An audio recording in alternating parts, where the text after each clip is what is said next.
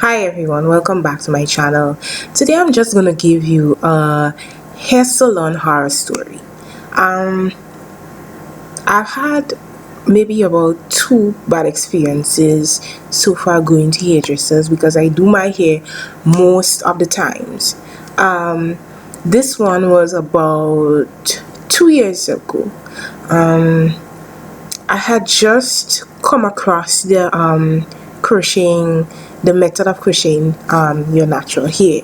And I decided it was my brother's graduation, and I decided, you know what, I want to look special that day, and I wanted to try out the hairstyle. I saw it on YouTube using a Mali braid. So I decided to buy the hair and go to a hair salon that deals with natural hair. Now, I came across the hair salon by walking through town. Well, St. George's, looking for a hairdresser. Most of the places were booked because this is around graduation time. I'm assuming now that seeing at your hair salon, the sign says you are licensed hairstylist and you are good with natural hair. I say to myself, okay, well, I'm in for a bomb hairstyle, right? So I go to her and I explain to her what type of hairstyle I'm looking for and the hair that I bought. She said fine, she knows how to do it, she has all the equipment, the things to do the hairstyle. So I'm sitting there and I'm seeing her doing other person's hair. Well, not natural hair, but chemically processed hair, and she's doing a good job at it. So I wait patiently and ask her, well, how much is gonna cost? She said so and so amount of money, and I said, okay, that's in my price range and I can afford it. So I'm sitting there and I'm waiting patiently for her to start my hair, and she did start my hair. I usually wash my hair for myself before I go. That makes the cost even cheaper. Said okay, she plait the hair in corners, go back. I think yes, she did, and she sewed the hair, my hair, so it will be protected, and she started to crochet my hair. She was doing a good job. She did put in the crochet. It took a really long time, a while, because she was leaving my hair, going and doing other person's hair and say, okay, I'm gonna be back. I guess a lot of hairdressers do that. It's kind of time consuming for a customer to sit and wait for you to do other person's hair. But I'm patient because I know nothing is easy. So I sit there, and it was her alone in the salon. So I said, okay, I'm gonna sit and I'm gonna be patient because it's worth it. So it was really late, and where I live, it's really hard to get transportation. If you're using public transportation, it takes a while to get a bus, or sometimes buses stop run early. That's in the Caribbean. We have to travel by the bus system. I didn't have my own private transportation, so I sat there and I waited. Okay, finally everyone went away, all those persons or clients that she had finished on their hair.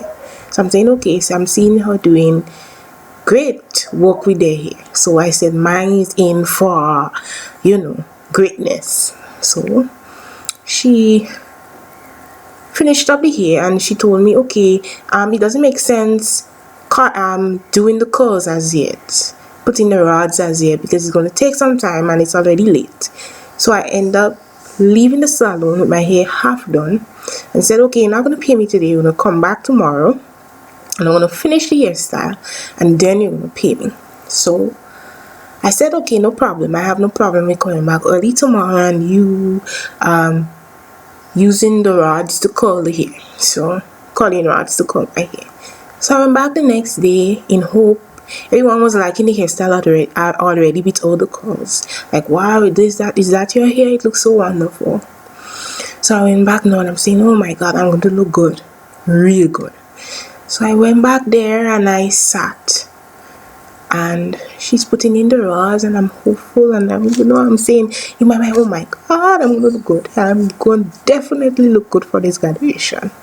Right? Sitting there, she put in the rods. She seemed to know what she's doing. And then I saw her boil the water in the kettle.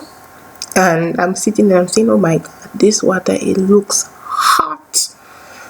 Lord Jesus. And but getting burnt with hot water is not a great thing. It's very painful. So I'm saying from past experience, oh my God, I hope that she's being careful with this.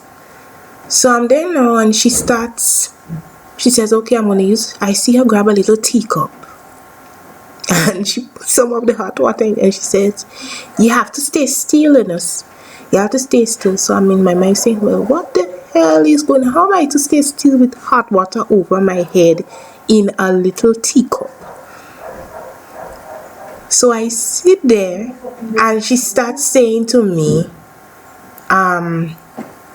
stay still. I'm trying to curl the hair, whatever. So she puts the hair in the teacup with the curling rods. The bag, it wasn't too bad. I felt a little heat, but it wasn't that bad. It's when she reached the front of my hair, she said, bend back, bend over to the side.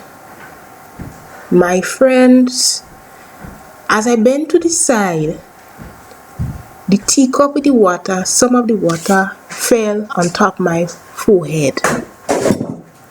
And I felt the heat descend upon me. My body went into shock from the heat that I felt. And she's like, oh, I told you to stay steady. And I'm like, how am I to stay steady with a hot teacup of water over my head? And she's still going along with her business to call the rest of the hair. So I said the saying goes, beauty is pain. So I said, well, beauty is pain. So I'll stay there and let her finish the hair. So she's finished now, and my head is on fire from the hot water that fell on my forehead. So I'm waiting for her now to uncurl the curling rods to see what all the pain that I'm going through is what. So as she removed the rods from my hair, I see the hair clump together. The hair doesn't look defined. Nothing is going on with the hair. The hair looked limpless, no life. So I'm wondering, well, where is the beauty for all that pain I'm going through? So now I'm watching and I'm looking and I'm wondering, well, what the hell is going on? I'm in shock. She says, there's nothing more that I can do with it, you're gonna have to wear it like this. So I'm saying to myself, but I have paid you my money. How you could tell me that there's nothing more you can do with it? I have to wear it like this. I'm such in shock. Most times people say, oh, you're stupid to take that kind of thing from people, and you're stupid, you should ask back for your money. But sometimes you are in shock to believe that these people are professionals and they're supposed to know what they're doing, and you're in shock. So sometimes you don't even have the strength to ask them back for the money because you're wondering, well, what in the hell is going on? Aren't you supposed to be a professional, a hairstylist? Aren't you licensed? And if I am an hairstylist and I don't know how to achieve a hairstyle, I would not go in a client's head doing a hairstyle that I do not know how to do and setting rods in something that I don't know what I'm about. She's like, you'll have to go with it like this. There's nothing more I can do. So I left there, saddened that I had paid so much money to get my hair done. And I'm like saying to myself, better I had just done it myself. Better I just not spend all this money and get my hair done. I should have just done it myself. I was really disappointed.